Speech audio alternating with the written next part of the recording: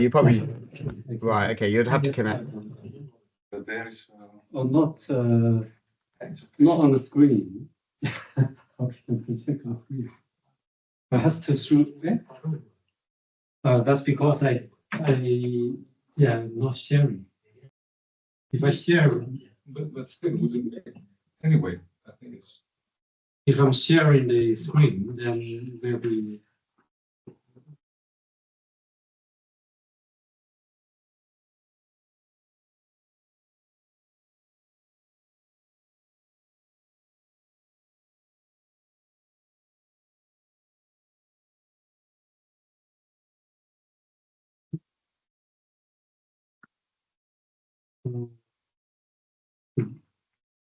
This is nice.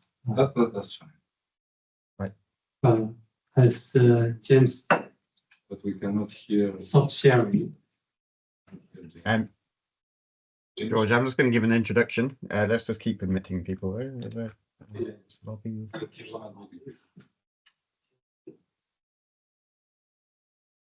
Okay, George, I'm going to go. Are you ready? Yeah. Okay, right.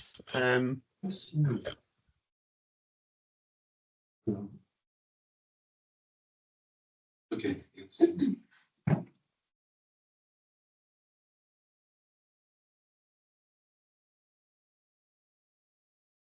Okay. Right, everyone, I'm going to start. So, hi everyone in the room and everyone online. I'm James Hopgood, and I'm going to give. So, I want to welcome you to this seminar, by Professor Wenwu Wang, who's going to start in probably about 5 minutes because I'm going to do a brief introduction. I might just do a bit of an audio test for everyone online. Can I just do a show of hands? You can do, depending what you've got access to, you could do the send a reaction, and if you send a reaction and put a, I don't know, a love heart or something like that. Thanks, George. I can see you've done that. Okay, brilliant. And I assume also that you can see my screen. So as I said, welcome to this talk for the UK and Ireland Section Signal Processing Society chapter seminar.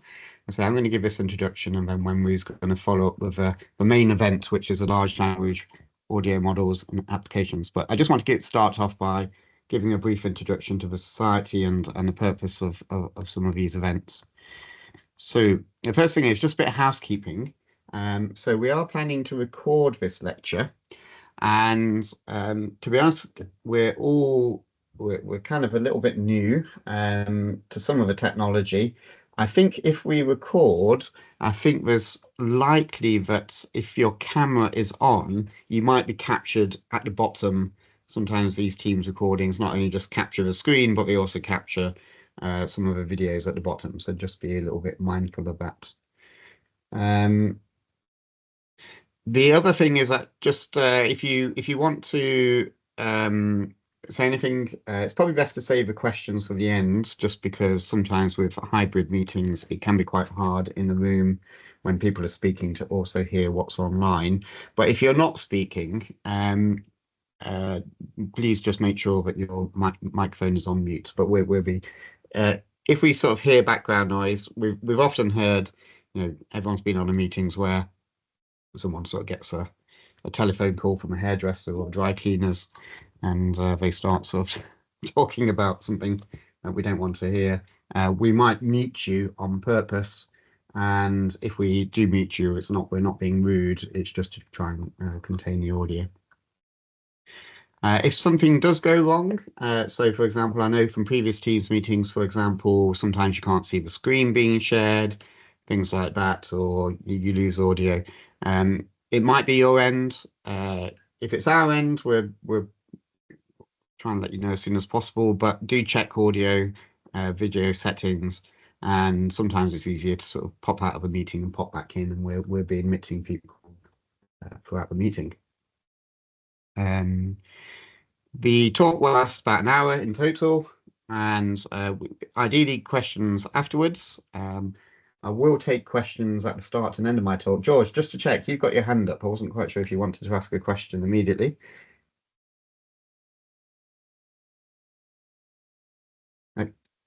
And I think the chat box should be enabled as well. Okay, so what I'm just going to start is just talk about the. Oh, sorry, let me turn that audio off. Talk about the UK, well, Signal Processing Society. So I imagine most of us on the call are already members of the Signal Processing Society. It was the first IEEE society back in 1948. So I think so it's celebrated. It's well past its 75th anniversary. I think 77, and has a very large number of members across a good number of countries. And there are all sorts of societal events. Now, as a chapter, we will get involved in some of these events, but as a overall Signal Processing Society, you'll know that it does publications through transactions, major conferences such as ICASP. Actually reminds me, we have the IEEE Signal Processing Workshop, which is going to be in Edinburgh, June of this year. So the UK is hosting some of those events, and it has the Distinguished Lecturer Programme and a number of other sort of numerous activities that the society gets involved in. Okay. For the chapter, we have a new committee this year, so we're hoping to really sort of reinvigorate the society and get a number of events up and running.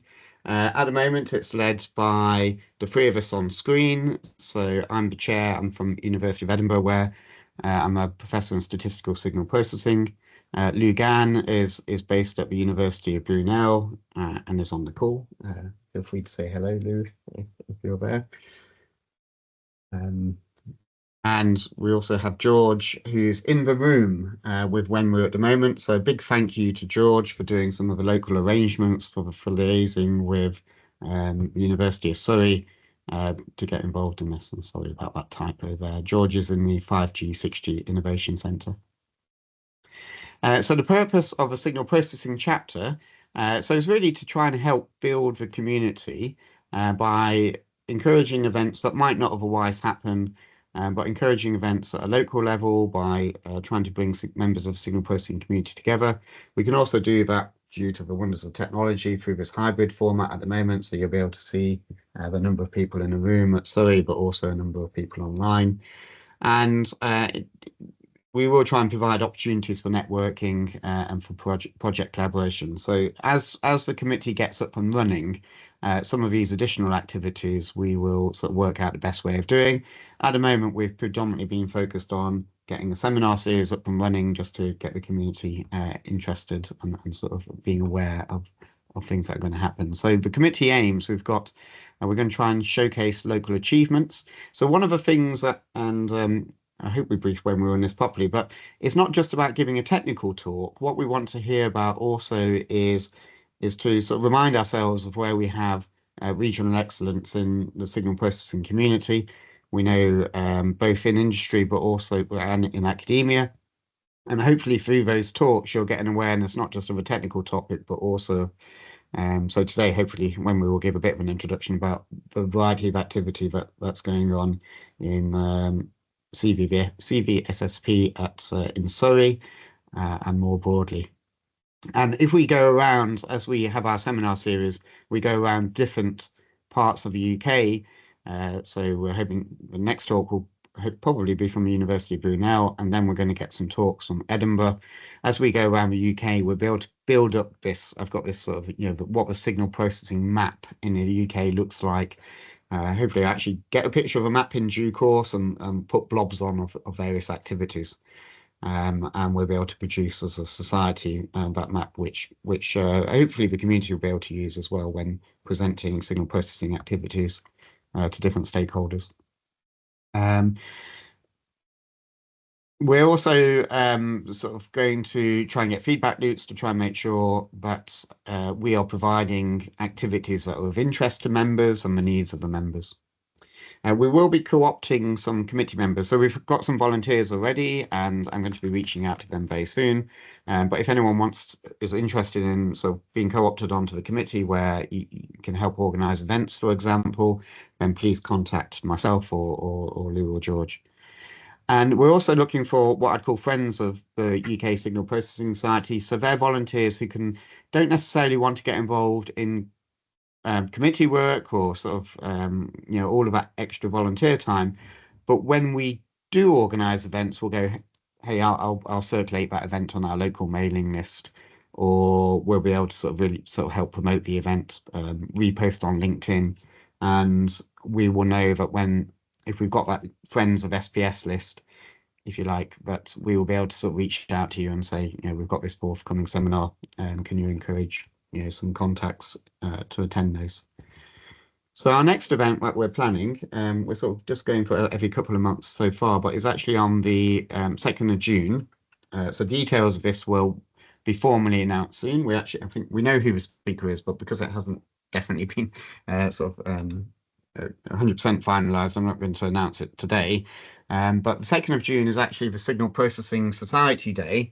So it's the SPS birthday. And if you have a click on this link here, which I was going to put in the chat box, but that might be a bit optimistic. If you're going to have a look at that, there's a Signal.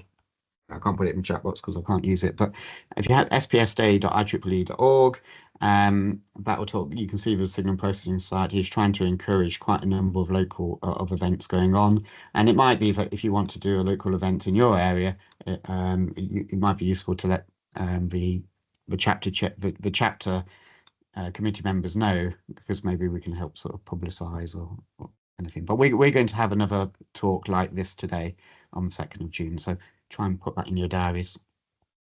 So our immediate plans, as I say, every 2 months, we're going to have a hybrid talk like today. Currently, we are headhunting speakers because we want to try and get some, not to say that anyone on call is not a high profile speaker, but we are trying to get high profile speakers who we know are very active in this area and will be of wide interest to the community. But so we're currently headhunting, but we also would welcome volunteers. So if anyone on the call themselves wants to give a talk, or if anyone knows one of their colleagues who they think would be amazing to give a similar kind of talk to what we're doing today, that would be actively encouraged. We have some distinguished lecturers who are interested in coming and speaking to us. But I think from the UK perspective, one of the things that we are really hoping to do is have online early career research talks. So we're very aware that there are some early career researchers who have all the flexibility in the world and all the resource in the world and can travel around on the seminar circuit across the UK, publicise their work, while other early career researchers actually probably have more constraints and don't have that flexibility to jump around as much. And we think that this having an online sort of seminar series through the chapter would give them opportunities that they might not have. We're also going to be sort of checking, and I've got some stats at the end, on encouraging more senior membership applications as well. So as I say, we've been working on the last couple of months on developing this full program of events, and we're going to share that on a website soon. But yeah, just as a bit of a note, just so you get a feel for the size of the chapter.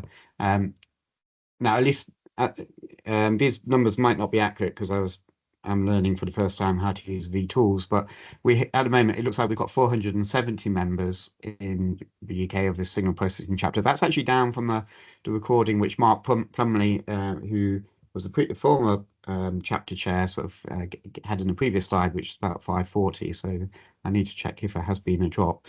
But one of the key things is that you can become a senior member if you've had a certain number of years service in the IEEE. I think it's more than 5 years.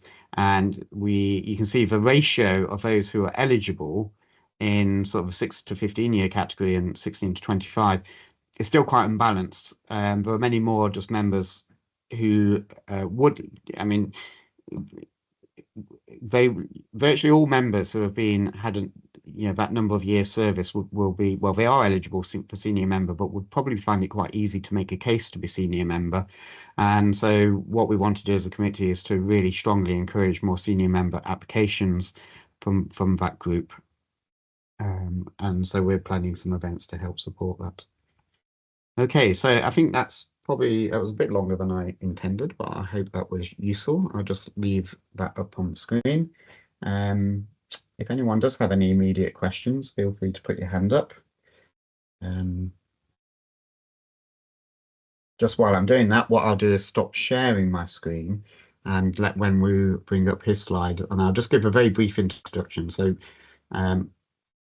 yeah, thank you very much to Wenwu for giving our first talk. So Wenwu is a professor of signal processing machine learning at the University of Surrey, and I've known Wenwu for, God, how long is it now, Wenwu? Probably about 16 years. And but if you don't mind me saying, Wenwu, the journey that I've seen Wenwu go on in the signal processing community is one where when we started off in what I'd call classical statistical signal processing, so in the acoustic scene analysis area, applying a lot of sort of Bayesian inference, a lot of sort of using beamforming technologies, using all the technologies which we're probably very familiar with. And then if I think about it was about 8 years ago, I think when we well, by the way, when you can correct me if I say anything that's not wrong, that's wrong. But about 8 years ago, I think when we was spotted that the future of acoustic signal processing, signal separation, source separation, signal enhancement, all those kind of technologies, but deep learning and in particular machine learning was actually having real value and outperforming some of the classical methods. And so Wenwu has been on this journey of literally moving from being, one of the experts in the UK on statistical signal processing methods to this journey, which is taking them through the sort of deep learning, the machine learning sort of peak.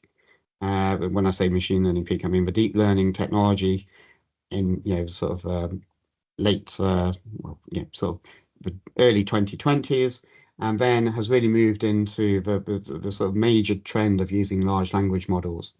And I think, I don't know how much Wenwu will take us through that journey, but I know Wenwu's been through that journey, and I think that will come through in his talk today. So, Wenwu, I'll hand over to you when you're ready. Your screen was up and then it went. Yeah, it's very strange now in the room, and we tried to change that. Okay, so just from our perspective on Teams, we can see your slides and it looks great. Oh, I can see him. Yeah.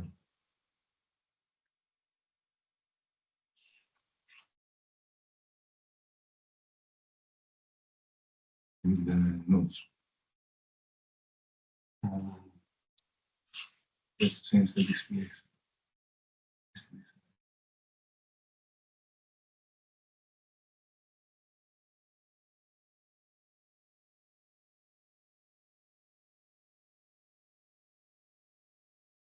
Okay. Yeah. That's probably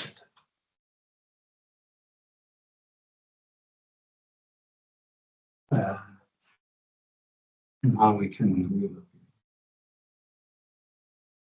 here. Yeah, we have to start sharing.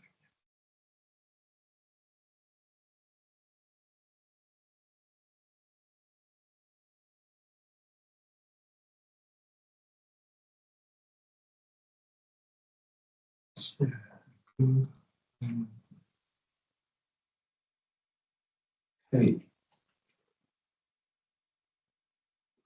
I hope it works now. Just double check the sound. You hear the sound? Yeah, sound check's good. I think you just Okay, need to great. maximize that. Yeah. Let's start. Yeah. Sorry for the extra time.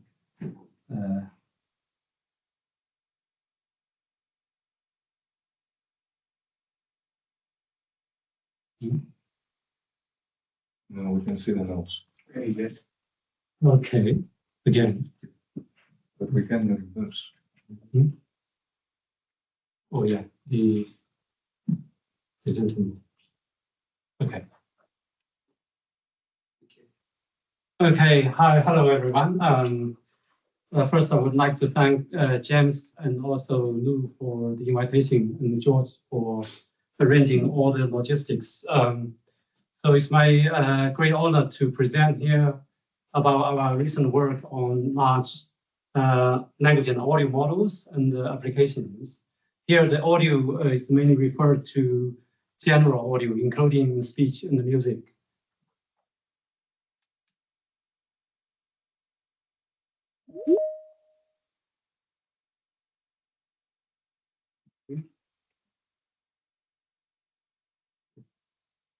So this is the content I'm going to present today is actually a joint work with PhD students and also colleagues and external collaborators. Here are some of the names. And this is the outline of my talk. I will start with the general background, and then we will discuss large audio models and the large language models and the motivation for developing large language and audio models. And we will provide some examples and data sets and also discuss open challenges. And then we will move on to some tasks in audio signal processing, where we considered we have applied large language audio models to address some of these challenges, including audio captioning, audio question answering and reasoning, and then audio generation, composition, storytelling, and controllable audio editing and audio coding. Finally, we will conclude the talk and also discuss future work. My general interest is on audio signal processing. Here we have a number of tasks I have worked on in the past, including audio source separation, localization tracking, event detection and localization, and audio scene classification, tagging, search and retrieval, audio rendering and recognition. So the models we have considered include physics-based models and perception motivated models and data-driven models. For example, machine learning models. In recent past, we have worked a lot on data-driven models. So there's also interest on combining these different type of models to address the audio processing problems. And in terms of the data we considered, we primarily work on audio data, but there are also some work on combining audio with video data, as well as text and EEG, for example. So large language model, large audio models. Of course, in the past, there are a lot of models already developed. Here we can only discuss some of the recent models, especially these large models. In the recent few years, especially in the past 3 or 4 years, there's increasing interest on learning general and universal audio representations from large scale of data using either labeled data or unlabeled data. Here I list a few examples. For example, PANS. This is the model we developed. It's Chu Chang, our past PhD, developed this model. PANS is used the weekly labeled data. This audio set is the largest audio tagging data set released by Google in 2020.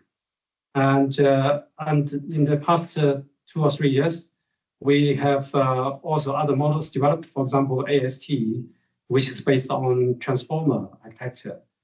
And but there's a growing interest on developing these audio representation models based on unlabeled data, especially using these self-supervised learning techniques.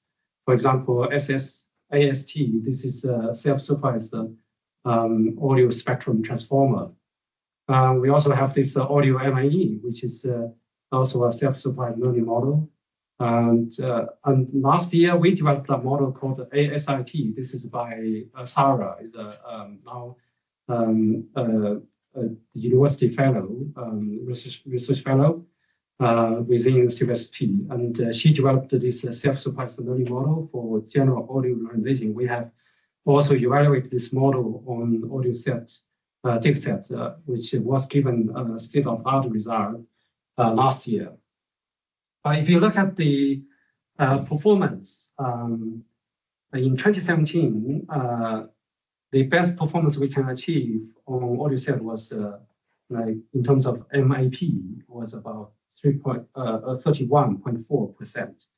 And this year, I just checked, we reach 55.8. So there's a big improvement in the past 8 years. Now I want to highlight the PANS model.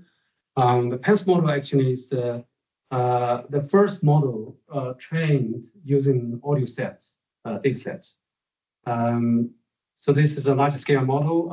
In terms of features, we have actually used this wavegram, which is one-dimensional feature extracted using convolutional neural network, and also logMAIR. This is a two-dimensional features. So we actually combined these two features. And in terms of the architecture, we used the conventional convolutional neural networks. So the main contribution is we use this large-scale model to develop this large-scale data set to develop this model. So this is widely used now. And at the time we released the model, this model was given the state-of-art performance, but now it's not anymore. But I can show you the demo to show how good it is. Here, the demo is, in terms of the data, is taken from YouTube. And we actually ensembled audio clips from YouTube. And we show this top 5 sound event recognized from the audio clip. These numbers on the right actually shows the probabilities estimated or given by the model. So, okay, I want to play. How can I play?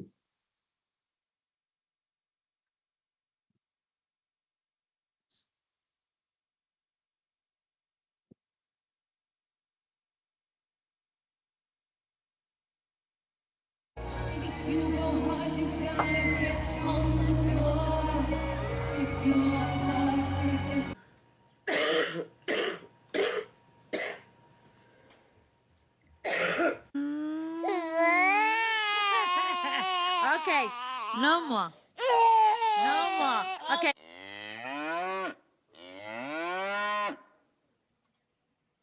Horse.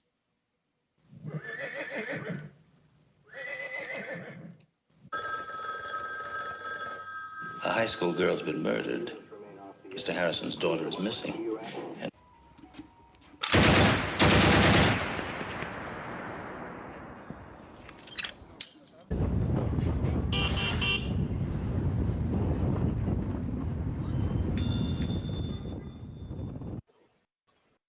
Yeah, you can see it does a very good job in terms of sound classification and recognition.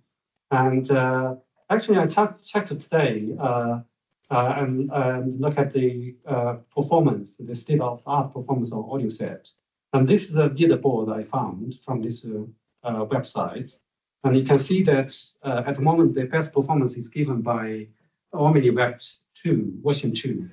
And even though this model seems to perform better than some of the other models, but they used a lot of data sets. They used 12 different modality data sets to train this multi-model data model and multitask. Actually, it's kind of multi-model multitask training, and to achieve this high performance. But if you look at the performance we offered, is PENS, yeah, this is 2020. So there are some improvement, but the improvement is not that significant. But if you look at the performance achieved before, so there's a big leap with the PENS model. Noise. Okay, so this is the large audio models you can find from the literature for audio classification. So along with the development of large audio models, there's also a lot of activities on large language models. You can all see that. Especially the special event in 2017, where Transformer was invented. Yeah? And since then, there's a lot of development in large language models, and we have many new models like Llama and ChatGPT, GPT-4, 4.0, for example. So there's so many language models developed out there. And if you look at the paper, this was a paper published in 2022, analyzed the capabilities of large language models and the relationship between the capabilities of large language models and the size of the model in terms of number of parameters. On the left, 8 billion parameters. You can see that the large language models can perform tasks like question answering or language understanding, and even arithmetics calculations, for example. But now, if you increase the model size to 540 billion parameters, there are a lot of more capabilities emerging with the large language models. For example, translation and summarization, code completion. You can even create code, programming, and many capabilities. So for us, we have the interest on exploring the capabilities of large language models and combine with the audio models, and then hopefully solve some of the challenging problems in audio processing. For example, zero-shot audio classification. That is one problem that's quite important. Another problem, for example, we can use large language models as an agent to solve multitask problems in audio processing. And we could also extend the capabilities of audio models to new tasks by leveraging the language models. For example, we can extend the audio classification to audio captioning or question answering, which we cannot do before, but now we can do that. And audio generation, we can also extend that to other tasks like audio storytelling and controllable editing. And also source separation. Conventionally, we perform source separation. We take the audio mixtures, we separate them into individual sound events. But now we can actually extend the task into language query, the audio source separation. Here I show you an example. I just show you the demo. We have conference papers. We also published long journal papers on transactional audio speech and language processing early this year. So here we have the sound mixtures.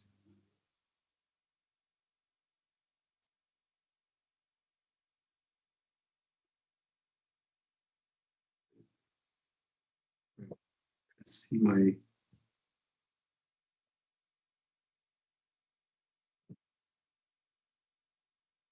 random number.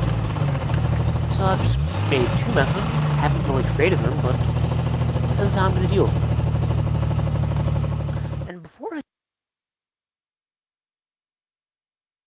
That's the sound mixture you hear.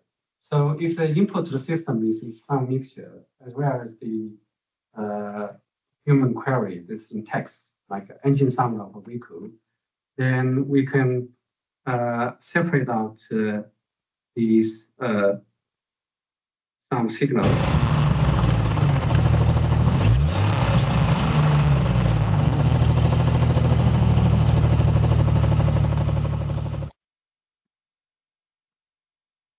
I should keep my pointer always on. The way to do this?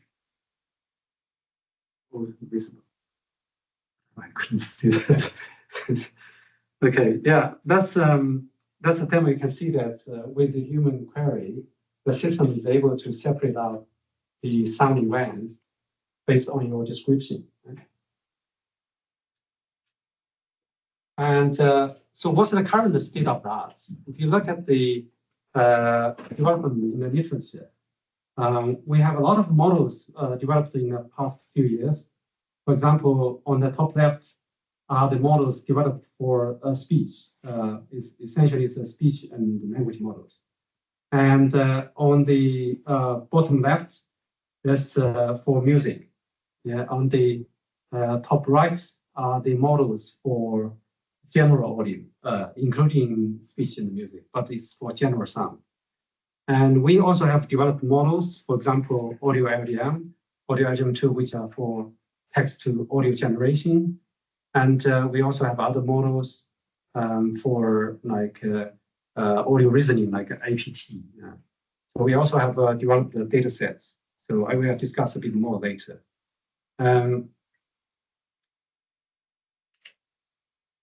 So for language and audio model development, here are some data sets available in the public domain. On the top left, the data sets developed relatively small, but there's also increased data sets, for example, 9, which is containing 60,000 audio clips, 600,000 audio clips. Yeah. And on the top right, that's the data sets for question answering. Okay, the top left, the data set is mainly for audio captioning. And those highlighted in bold here, wave caps, sound VE caps, and audio set caps are the data sets we developed together with some collaborators. And for open challenges in this area, so there are a lot of open challenges. And we particularly worked on their first 4.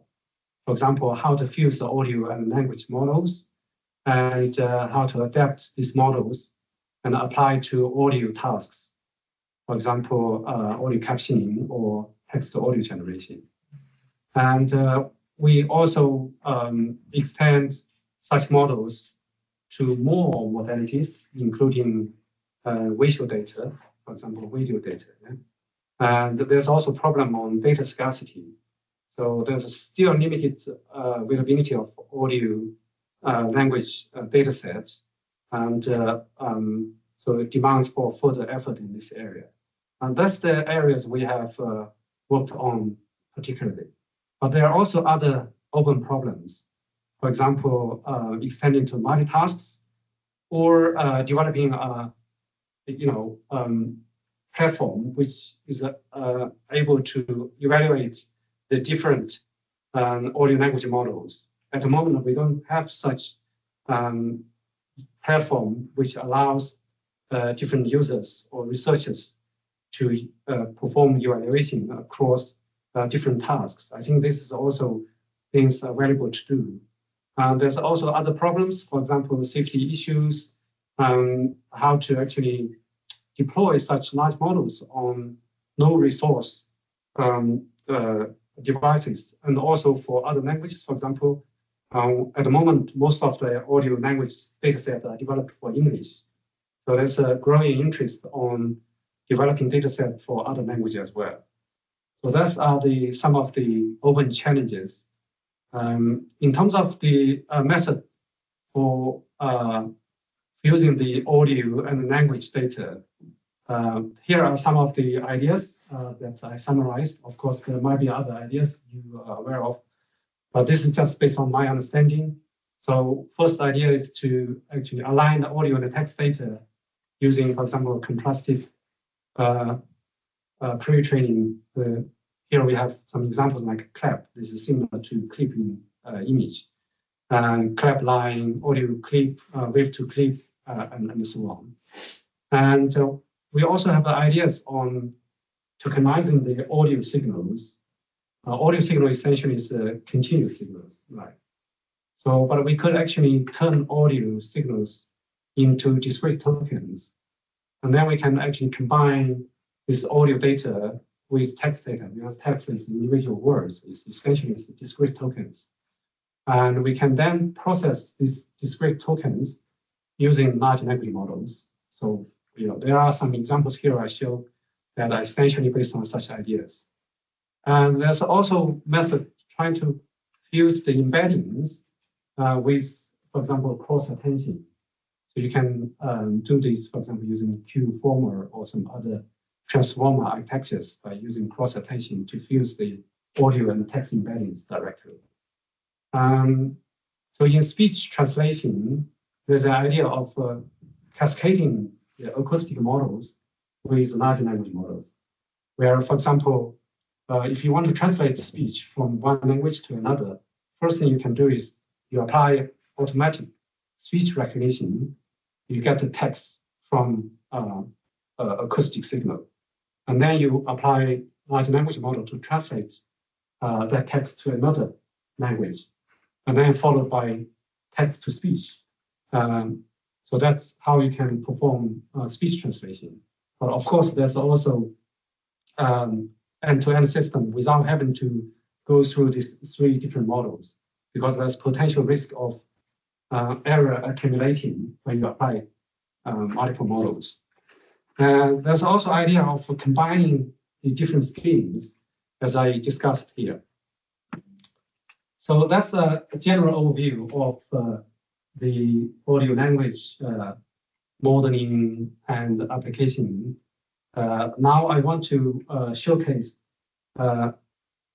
those models in some of the applications we have explored, especially audio signal processing applications. Yeah.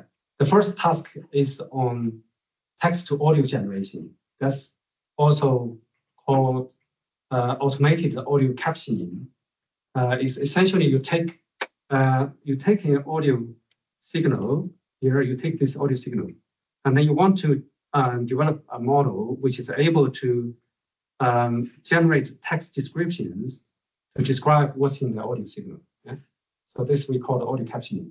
This is similar to the speech-to-text system, but here we are talking about general audio.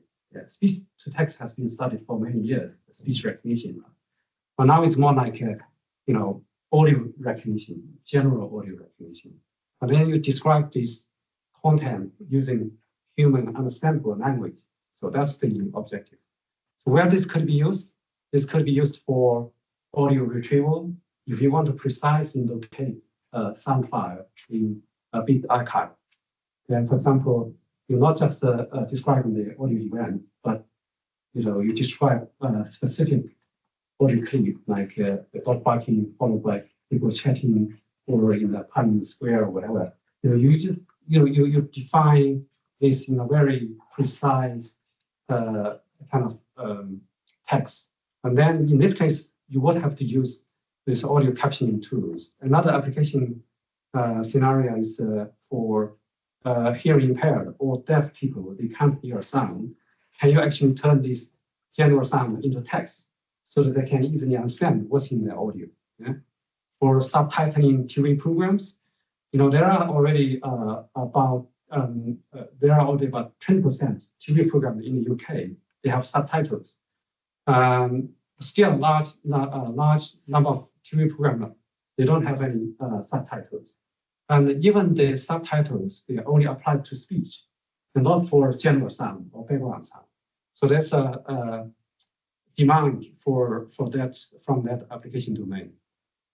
And how this can be done? I mean, existing methods are often taking this encoder-decoder architecture.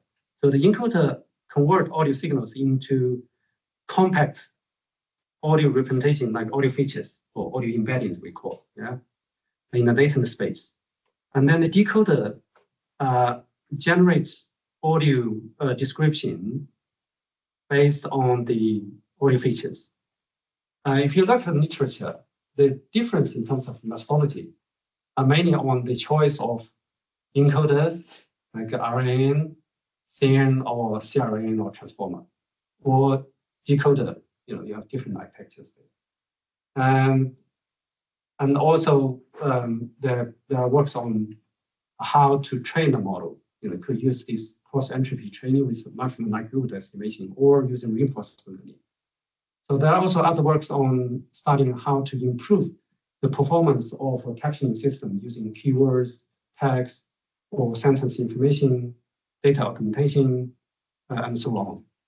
So here I just show you an example to understand a bit more about how this is achieved. So basically, we take the audio signal, we can compute, for example, log-mail spectrogram. This is a 2D representation of audio signals. And then we can turn this using a CNN encoder to turn this into audio embedding, latent representation we call that. Yeah. And in the training stage, we have these paired text. That's the caption. So we turn this into text embedding. We use some kind of pre-trained language models to compute text features. And somehow we use, for example, here this is a transformer architecture. We try to fuse this audio embedding with text embedding using cross attention. Here, this is a cross attention, multi-head attention. This is cross attention. We have two streams of information from audio, and this one stream from the text information. Yeah? And finally, we want to obtain this joint audio text representation, followed by a linear layer and a soft mask to compute the probability. So we actually generate the text word by word. Essentially, for example, we have a sentence here. This is a ground truth sentence, the description for the audio signals. We want to predict a sentence which is similar to the ground truth sentence. To do this, we estimate the word one by one. So we have a vocabulary, let's say 10,000 words. And then we pick up the word which gives us the highest probability. That's the first word, and then we estimate the second. So to estimate the second word, we need the first word together with the audio features. That's how we actually estimate word by word in the autoregressive manner. Yeah, that's the standard process, even in the other language models. Yeah, we are using like ChatGPT. This word is estimated in that way. So that's the baseline system we have developed in 2020, 2021. And since then, there are a lot of development, but still some common challenges in this area. And we have actually focused on diversity of captions. And the first work we have done is so-called diverse audio captioning. The baseline system can generate captions based on the audio signals, but the captions generated, you can see here, are actually quite simple and often very similar, which lacks diversity. But we human, when we describe the same audio signals, we are actually using different words and different grammars and the syntax, right? So there's a different way of organizing the words. But if you use this baseline system, it seems like it doesn't have a good diversity in terms of the captions generated. So we are actually thinking about how to design a system that is able to generate the captions, diverse captions, with different style. And still we based on this baseline system, the CNN transformer architecture. And we generate these captions. But now we actually modify this baseline system by modifying especially this audio embeddings. We actually change the audio embedding by just adding some noise. But you might ask, if you add noise, the caption generated might not be the one you want, right? So here we actually design 3 evaluators. One is called language evaluator, and then also naturalist discriminator and the semantic evaluator, trying to evaluate how good is this caption. We actually optimize a reward function, which is a compilation of these 3 scores. Yeah. So we sampled captions, and then we evaluated the scores based on reinforcement learning. We try to maximize the reward. The sentences which give us the highest reward will be the one we will pick up. Yeah, that's how we actually, use this system that is able to generate the captions of certain diversity. Yeah, this is the first work we have done. The paper is already published last year. And if you look at the performance, and here was the baseline system. The captions was very simple, very similar to each other. But now we have captions which you can see that the diversity is better. There are some diversities. So in terms of the word choosing to describe the same audio signal. So that's the first work we have done on diverse audio captioning. Another work we have done is we try to actually improve training by designing so-called proxy captioning feature space to improve the audio captioning system. So here I want to explain the idea. Basically, this is still the baseline system I explained earlier, the CNN and transformer architecture. And after decoder, we generate these captions, right? This is the captions. Of course, we can compare against the ground truth, which was labeled captions. This is in the baseline system, we use cross entropy as the loss function. So now, actually, we modify the cross entropy by adding regularization loss. So the regularization loss actually measures the embedding from the generated text, yeah, and the embedding we derive from the training data. So this is the text embedding we call the proxy caption embedding. How we obtain that? This is the process on how to obtain this text embedding. This is the E is here actually. So basically we have the mini batches. We can compute the text embedding, for example, using BERT and then followed by some nonlinear layers and linear layers to obtain this so-called G. This is the features of text information. And then we try to actually group them and to produce these so-called proxy embeddings so that some of the texts are grouped if they are corresponding to the same audio clip. For example, here the blue means that these three captions are belonging to the same audio clip. Yeah?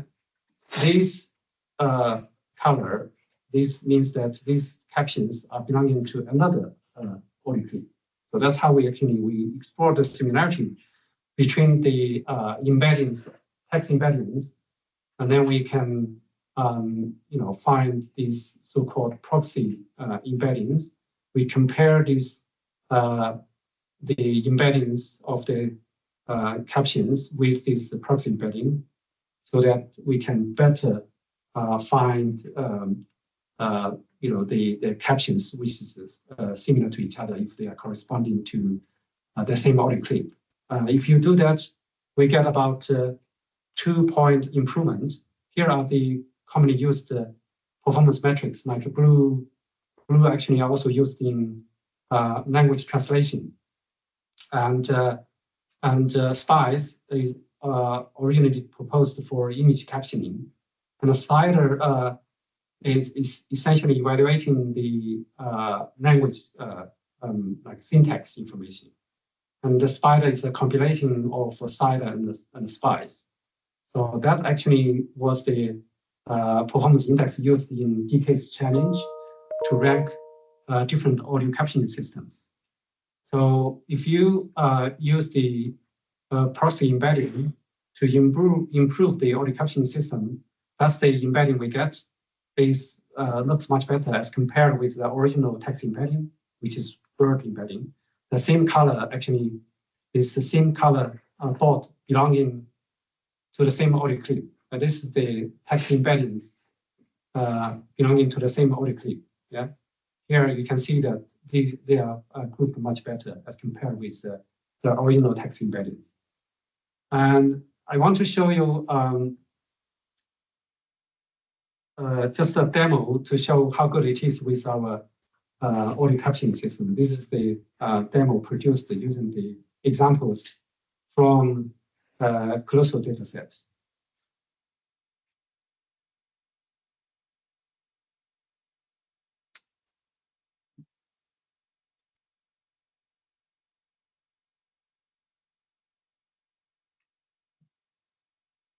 And what you might want to do is add just a little bit of oil.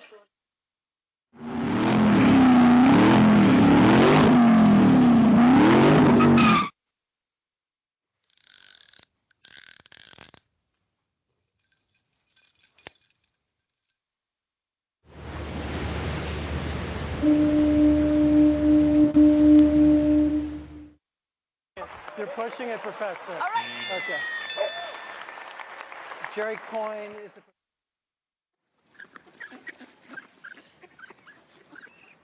Вот так мы кормим птиц.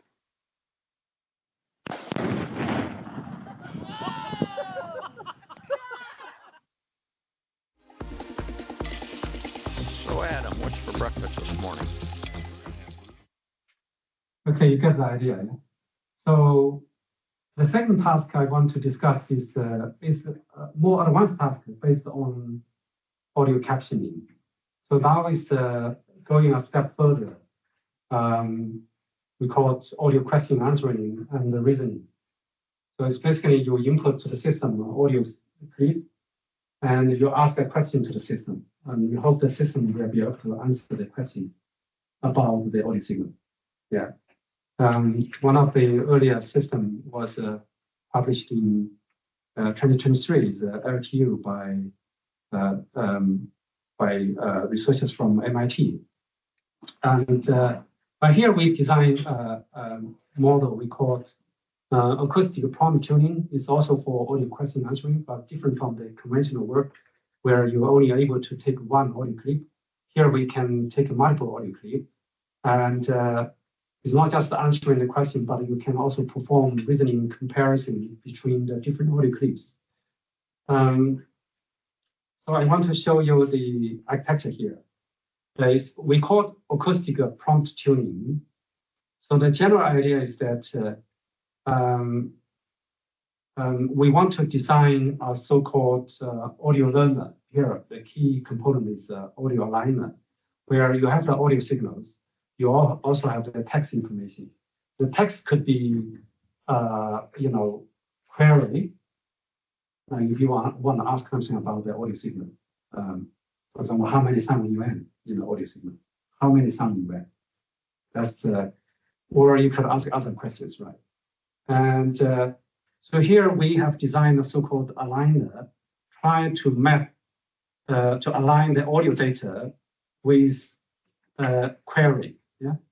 So this aligner is similar to Q format in image question answering. There was a work on Bleep, for example.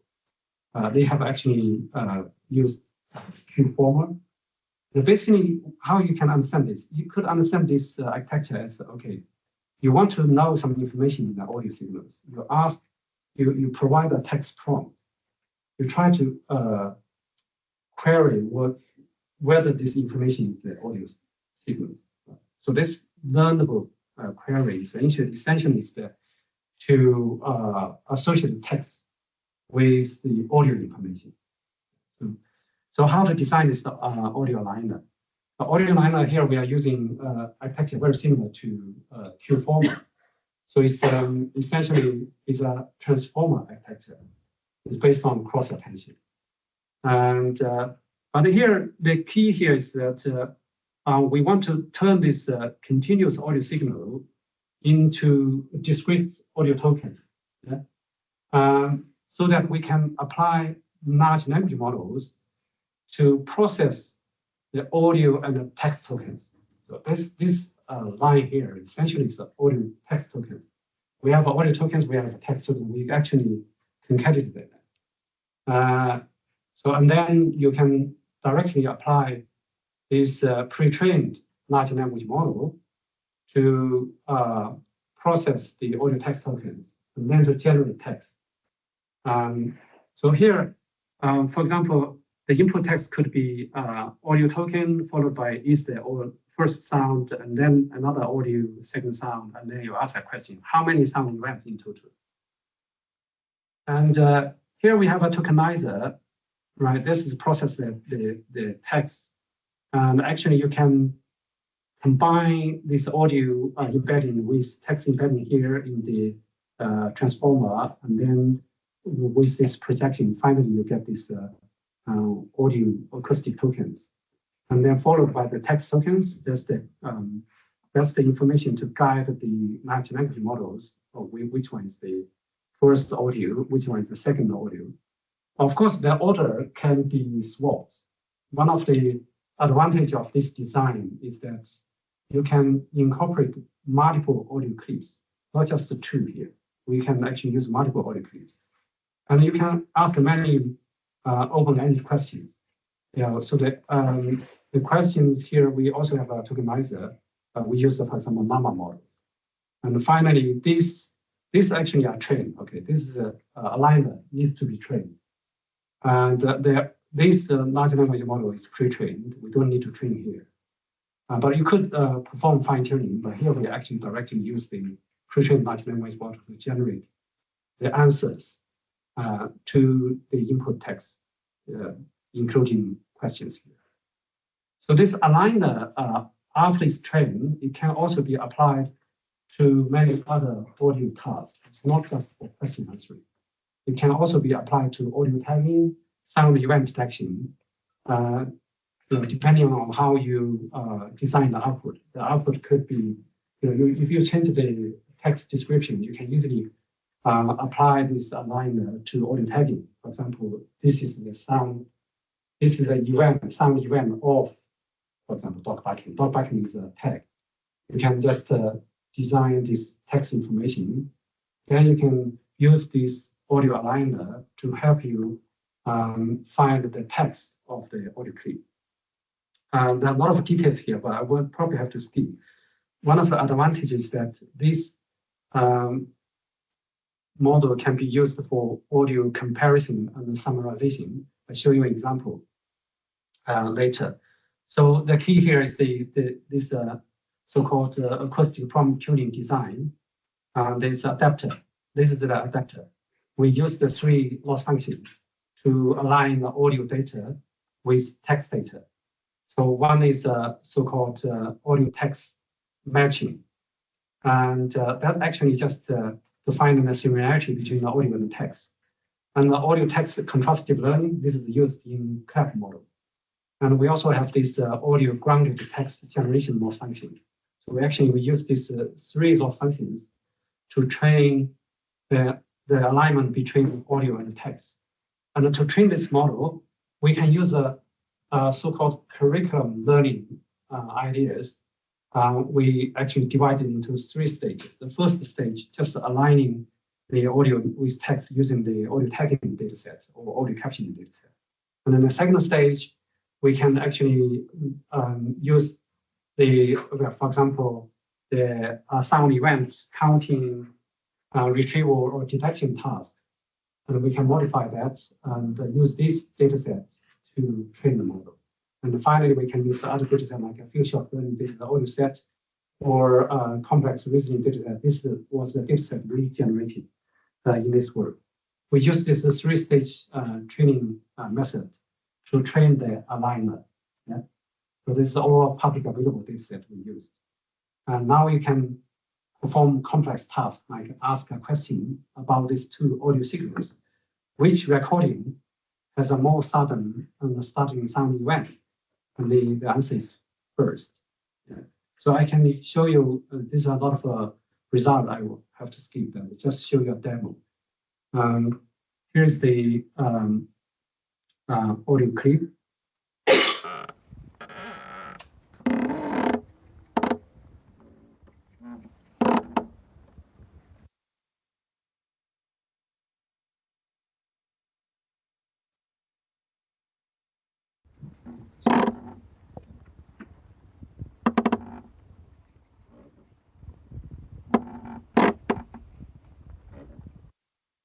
Here is another audio clip.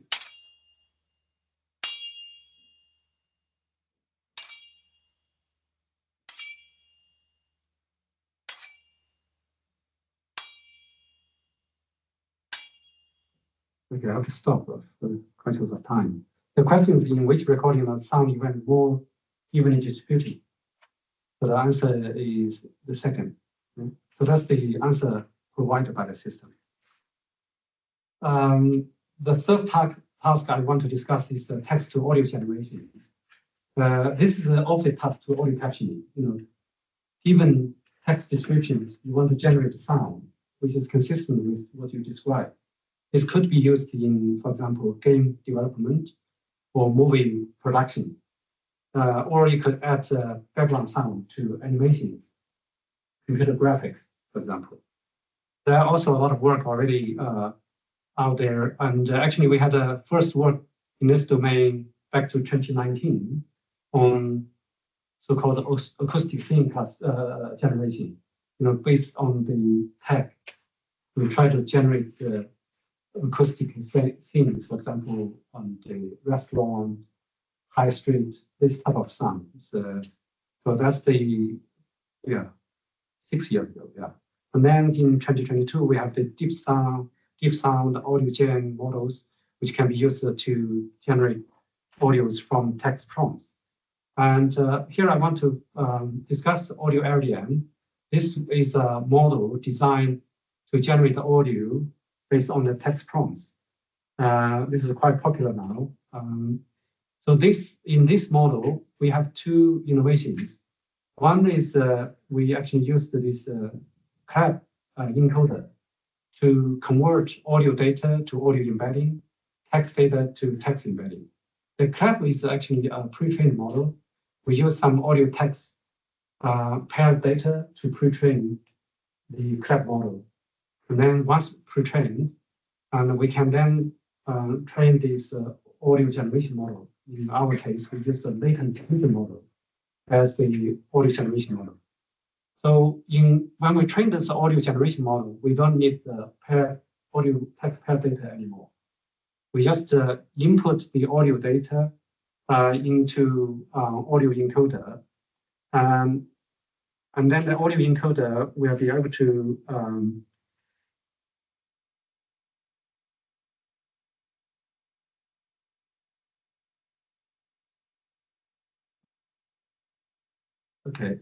the audio encoder is a CLAP encoder is giving us this audio embedding.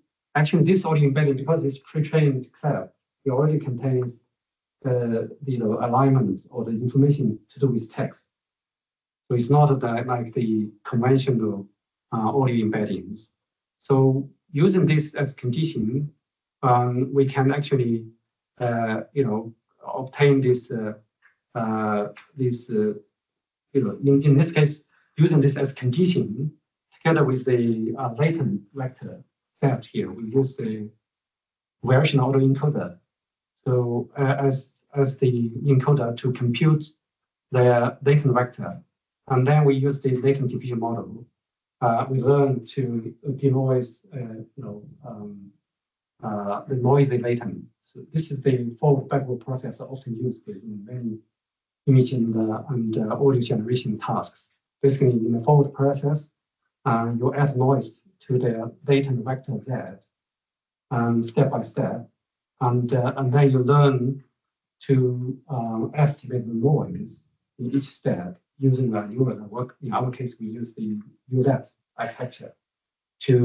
We train this ULET to optimize the parameters of ULET to estimate the noise in each step, and then you can, in the generation stage, you can use this to denoise the data to find the audio latent Z. So in the generation stage, we provide the text information, the text description, and then you use the CLAP to find the text embedding. This will be used as the condition to guide the latent diffusion model to generate the audio latent Z here. And we can then use the VAE decoder to decode that into spectrogram. And then we use a vocoder, for example, half a GAN. Half a GAN can be used to reconstruct the audio waveform. So that's the audio LDM algorithm. One of the advantages that is very efficient in terms of training. We only need one GPU to train the model, as compared with the other models like deep sound and AudioGen. They need, for example, the AudioGen, I think they used more than 10 GPUs to train the model. And deep sound also used 4 GPUs. This is a more efficient model to train. And here we have some demos. I'll probably skip the demo, and we have more demos later on. And Audio LDM 2 is an improved model based on Audio LDM 1. But the difference here is that we actually use Audio ME as the audio encoder to generate the audio embedding. And we use like GPT-2 to obtain the conditions from either audio from text or transcription for from speech, or image and video. Right. This is just a model. You can compute the embeddings, and then you use these linear projections to align the different lengths of embeddings into the common length. Finally, you use the GB2 as language models to obtain this implementation. Yeah,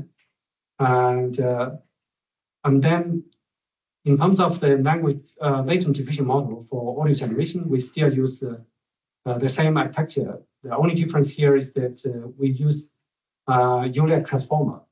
So in the audio ADM, we use a ULET, but here we actually use we combine these transformer blocks. But the architecture essentially is very similar. And again, the latent is still computed using variational audio encoder.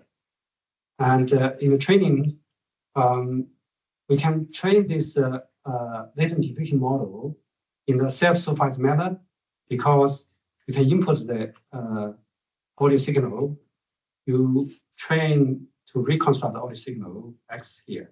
So without using any labels of the audio. So this can be done in a self-supervised manner. But we actually also perform joint training with this GPT-2 model by randomly switching between this and this, right? You can set a probability and how many times you connect with this one. This is the ground truth. In the training stage, we have the ground truth. But you can also switch to the paired data like text. You do it randomly, just switch between this. This is how we can train and fine-tune the model. Anyway, there's a lot of details here about the performance.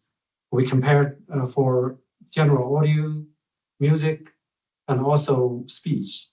And for example, fast speech. There's a fast speech 3 now. Right? Fast speech 2 was the state-of-the-art text-to-speech model.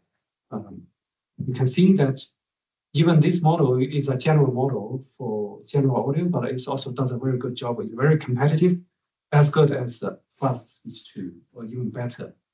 So in terms of the data set, we use the general audio, music, as well as speech data set to train the model. The only difference is the final layer. So all the other layers are same, actually. It's a common model for all the different sounds. Now I play just briefly. So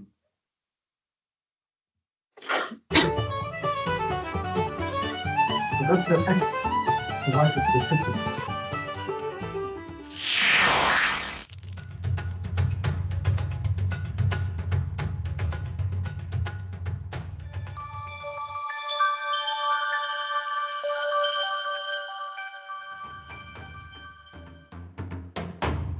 Probably jump to that's my watching.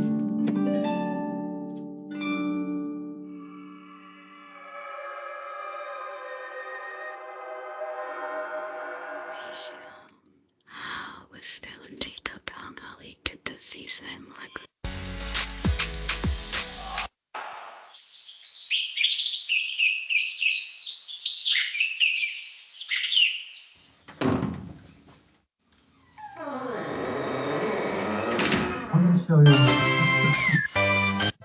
The Secret Service did not, at the time of the assassination, have any established procedure governing its relationships with them. The prisoners were in due course transferred to Newgate to be put upon their trial at the Central Criminal Court. Well, if you want to really grow kind people, there's a lot. Anyway, you get the idea, right? So actually, we also have developed another audio generation system called wave tuning. So this is different from the individual models like I just explained, like audio ADM. Here is more like we have a toolkit where we allow the users to design very complex sound, to generate very complex sound based on the script. So the users only need to write the script, And our system is able to analyze the script and then generate so-called audio script. So this is the text, yeah, text instructions. And then we generate the audio script like this. This actually is done by leveraging the large language models. And we can generate the audio scripts, and then we can actually write this so-called script compiler. This compiler was done by ourselves, right? This is this compiler. It's actually turned this audio script into computer programs. The computer programs then is used to call different audio models. For example, text-to-speech, text-to-music, and the different models, you can combine them to generate the sound. The advantage of this model, of this wave journey tool, is that it provides better controllability and also explainability, because you can tell which part of the sound is music or which part is speech and how long they are. So this is all designed when you use these tools. So that's one of the advantages of using this. Here we show you the text instructions from users. You can write the text prompts, for example, here, algorithm 1 here on the right is the pseudocode of script compiler that's written by us. So you can use these tools, and then you can generate some. We also have a comparison against other models like Audio IDM, Audio Gen.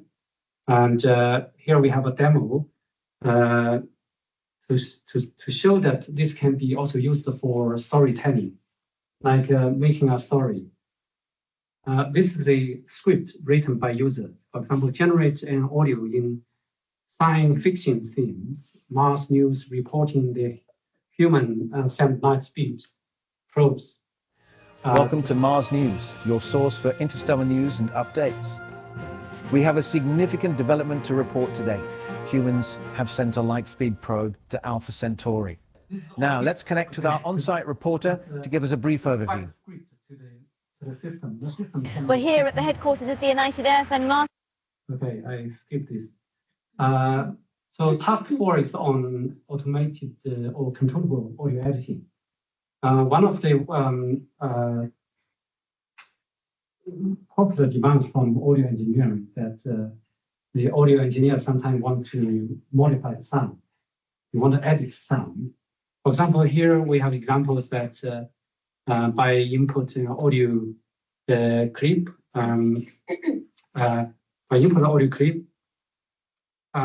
along with a text prompt or instruction from the user, now we are able to modify sound based on the text prompt. For example, add horse hovers in the background, or drop the sound of duck quacking, or replace the string instrument to drum kit, or in-paint. You have this part missing. You can actually in-paint, right? Or increase the resolution. This is a downsampled audio clip. You can actually upsample it. So there are a lot of different audio editing tasks. So now you can just simply combine the large language models, and then the large language models will be able to understand it to edit the sound. Here I want to introduce Wavecraft. This is the system we designed with a visiting student, Jing Hua. So basically, so we have the audio clip we want to modify, and you just instruct the system with some prompts and tell the system what you want to do with the audio clip. So we use some audio language models to analyze the audio clip. We generate some caption to describe the audio content. At the same time, this will be combined with the instruction from user. This will be analyzed using large language models, pre-trained, for example, ChatGPT, whatever models you have. And then this can be used to turn to some script. Again, we can link this with computer programs. And that computer program will be able to call the different models to perform the editing task. The models could be audio generation, could be also in painting, for example, if you have something missing. And we actually demonstrated that there are few tasks you can do, in terms of editing, like adding sound, removing sound, or replacing sound, or in painting, or super resolution. Yeah? Here we also have some other use case or examples to show you how you can, for example, a human can work with the Wavecraft AI systems to modify sound. For example, you can type extract baby crying from the audio, yeah, and then they extract that sound, and then you say add this audio in the beginning, and or you can see, with other prompts. You just keep prompting, then you can perform very complex audio editing tasks. The models we have considered in this work, audio understanding, manipulation, and other models, I will have to skip that. And finally, the task I want to share is audio coding. Audio coding has been studied for many years, right? Whenever you use the internet, there's audio coding, everything running there. Conventionally, it's you use MP3 for audio coding, right? That's based on psychoacoustic model. Yeah? You also have some other models there. This is a popular model there for audio coding. And in recent few years, there's a growing interest on designing neural audio codecs. Basically, you're designing neural network models to compress audio into shorter vectors, and then you quantize this vector into another vector, and then followed by the decoder to reconstruct the audio.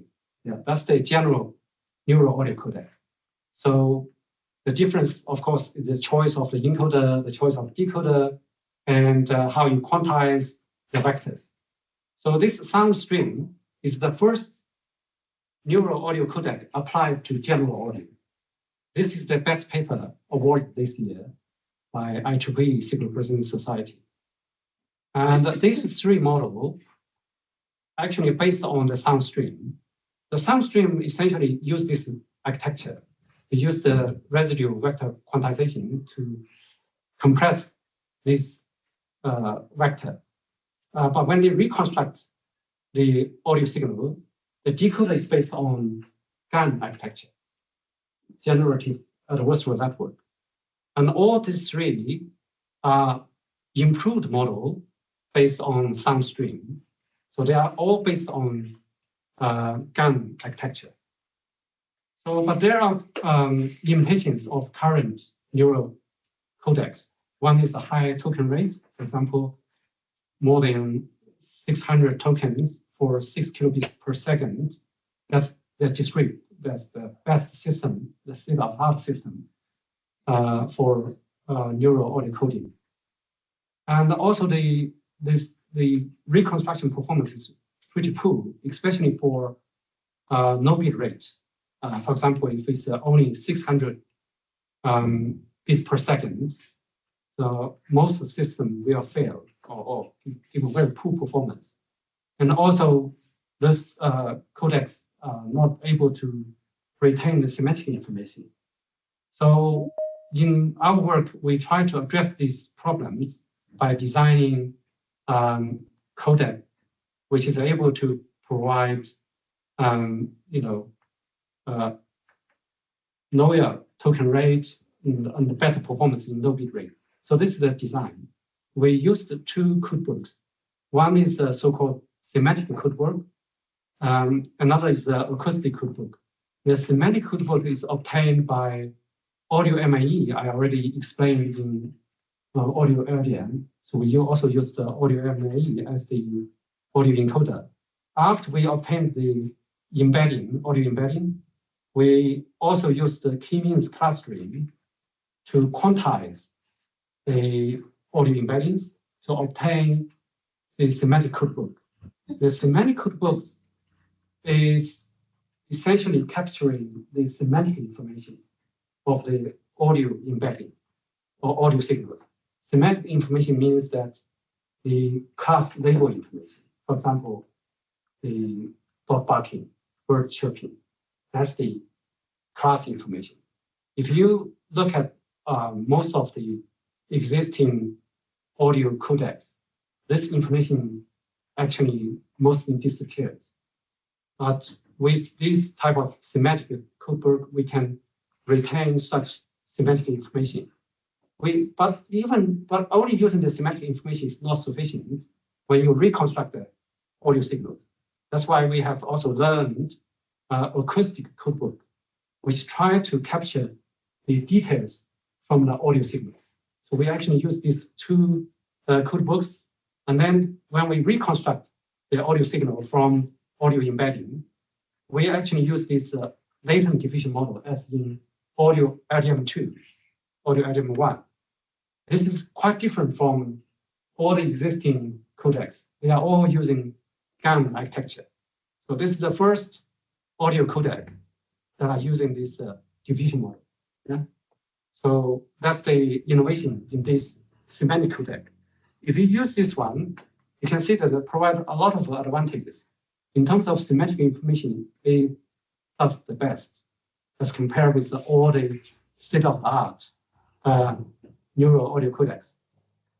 In terms of the performance, it's also the best. I want to show you a couple of demos to see how good it is. For example, this is the speech. However, as the two forces came nearer together, Button Bright spied Trot and Captain Bill standing before the enemy, and the sight astonished him considerably. So this is the semantic codec. However, as the two forces came nearer together, Button Bright spied Trot and Captain Bill standing before the enemy, and the sight astonished him considerably. Overrun. So I have to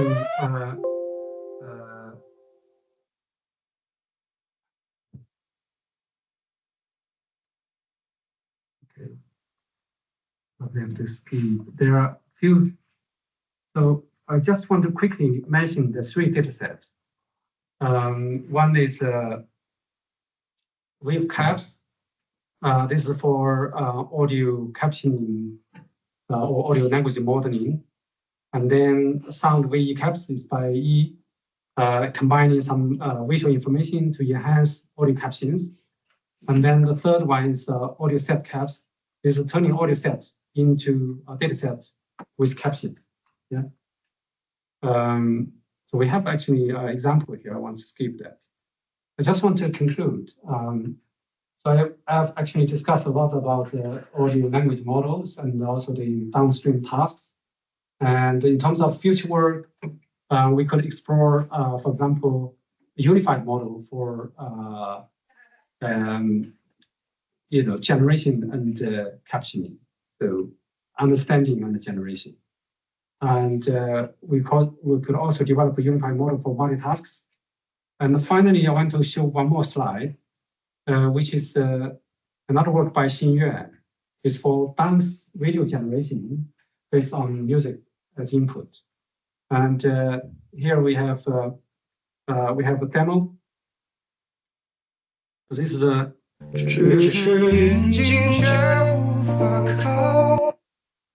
you can see this dance video generated. Well, this is another piece of music which is faster in terms of the rhythm.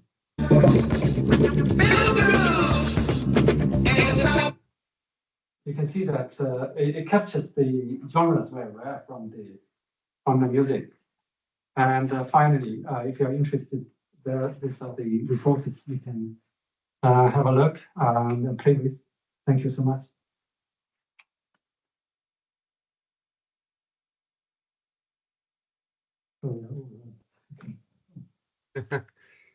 Brilliant.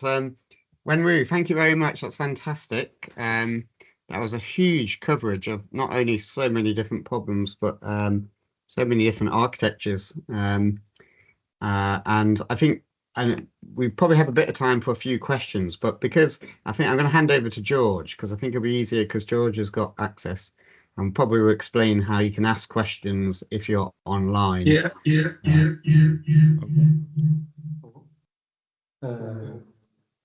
my fault.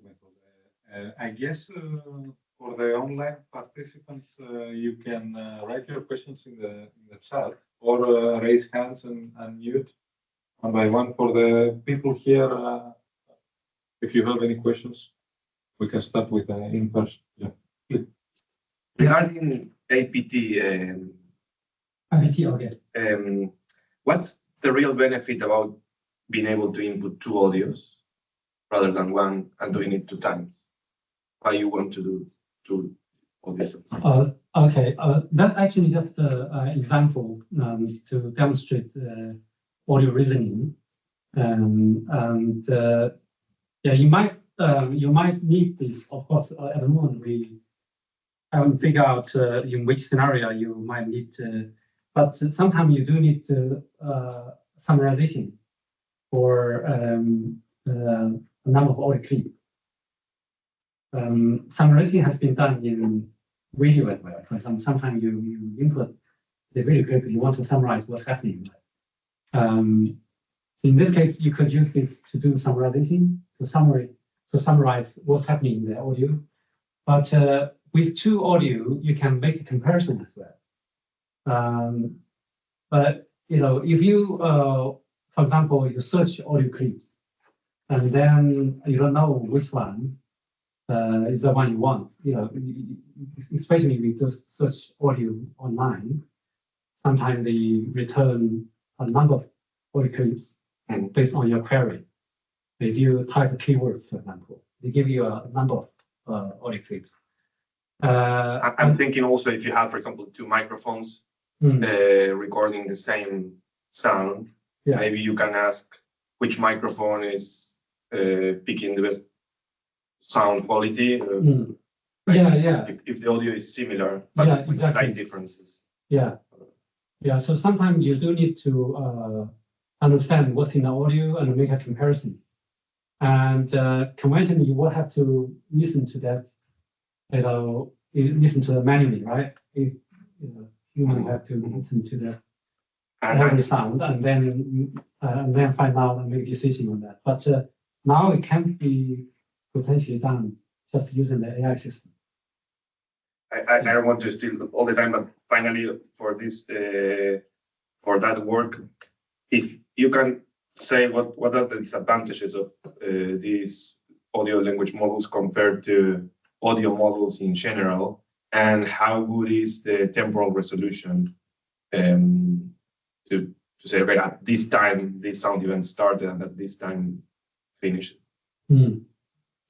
Okay, so the disadvantage, the advantage, as I already explained, there are quite a few advantages you could identify, especially when this downstream task. For disadvantage, one of the problems is, I didn't mention actually, large language model still has a problem in hallucination. Right? Hallucination, sometimes they make up things which does not exist, even for audio as well. There's a paper I read several months ago. They studied these hallucination issues when you combine the audio model with the language model. So sometimes the language model is making up things which does not exist in the audio. So this is also a problem. And now also in terms of data set, we often have one caption corresponds to 10-second data. If you look at the majority of the data set out there. So the alignment between audio and text is like, okay, 10-second aligned with a sentence, right? So I think there's still an issue in terms of if we have a long audio, how are you going to describe the audio without losing the temporal information? And that's something I think is still quite open. Yeah, it's also the problem, I think. Yeah. And in terms of the limitations, as you can see that some of the challenges are quite open there. There's also limitations there.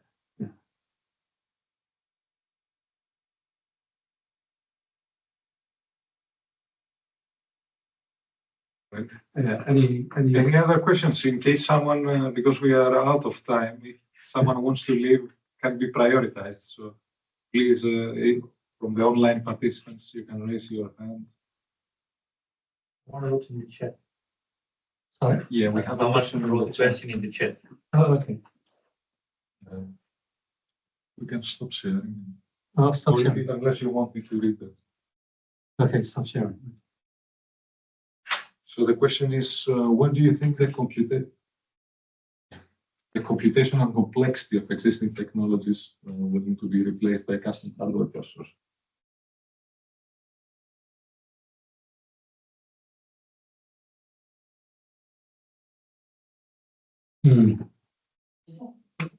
Yeah, I think yeah, even though that we have considered the model complexity when we design these early language models, we try to strike a balance and treat off the complexity and the computational efficiency here, because we need a lot of GPUs to train them, right? And in practical applications, especially for resource-constrained scenarios, many of these models are still very limited and not able to be deployed. But I think there's hope there. For example, the DeepSeek type of optimization, which could be used here to optimize the model. And if we directly use, I think there's a problem. For example, some of the large language models we use, we directly use them. We didn't do any tuning. And it's pre-trained. The size model might be too big for, especially real-time applications or the resource-limited devices. So the large memory model part is still an issue that needs to be optimized. And the acoustic side, I think, some of the acoustic model we use, based on CNN, for example, that is okay. I mean, relatively small. Transformer is a bit bigger, probably have to be optimized if you use for that scenario. So yeah, I think it's mainly the large language models that probably cause problems if you want to use for real applications in some of the hardware. You have to optimize that. Yeah. I think. Thank you very much. That's very, very interesting. Thank you. Thank you. Any other questions? Lou, you are unmuted. I'm not sure if you wanted to say something.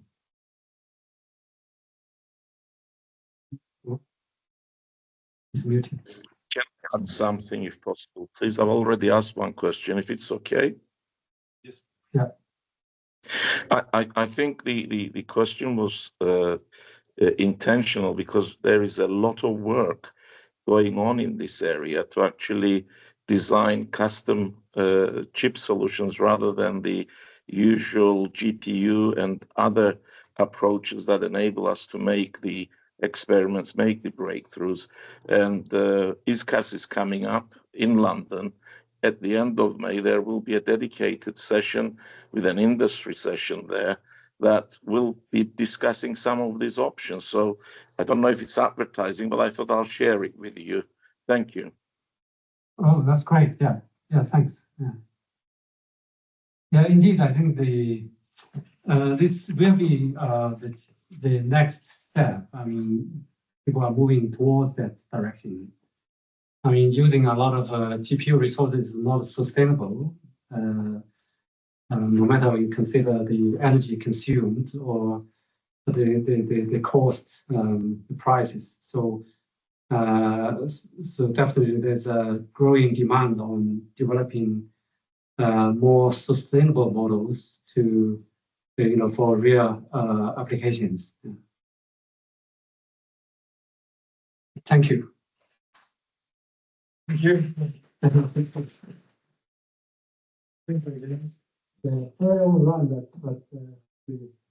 informative. Yeah. Very useful. Thank you so much. Thank you. I'm going to end the meeting, and the recording will be. Thanks everyone online for attending this seminar. Thank you. Thank you. Excellent talk. Thank you. Thank you. Thank you.